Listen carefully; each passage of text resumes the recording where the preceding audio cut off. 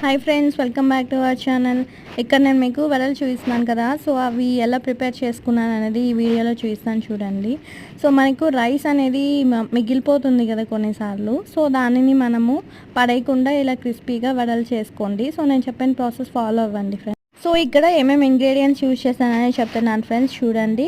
So rice ఉంది కదా, so ఆ రైస్ని కొంచెం నేను గ్రైండ్ చేసుకున్నాను. సో దాంట్లో శనగపిండి యాడ్ చేసుకున్నా అండ్ టేస్టీ కోసం జస్ట్ కారము అండ్ ఉప్పు, ఇక్కడ వచ్చేసి పచ్చిమిర్చి అండ్ ఇక్కడ ఆనియన్ యాడ్ చేసుకున్నా. ఇలాగా చిన్న చిన్న వడలాగా చేసుకొని ఇక్కడ ఆయిల్ హీట్ అయిన తర్వాత దానిలో ఈ వడలు అనేది యాడ్ చేసేసుకున్నాను. ఇవి కొంచెం రెడ్గా కొంచెం క్రిస్పీగా ఇట్లాగా మనకి కలర్ అనేది చేంజ్ అయిన తర్వాత తీసేసి సర్వ్ చేసేసుకోవడమే. సో ఇవి పిల్లలకి కానీ జస్ట్ ఈవినింగ్ పెద్దవాళ్ళకి స్నాక్స్ కానీ పెట్టినట్టయితే వాళ్ళు హ్యాపీగా తినేస్తారు ఫ్రెండ్స్. సో మీరు కూడా ట్రై చేయండి.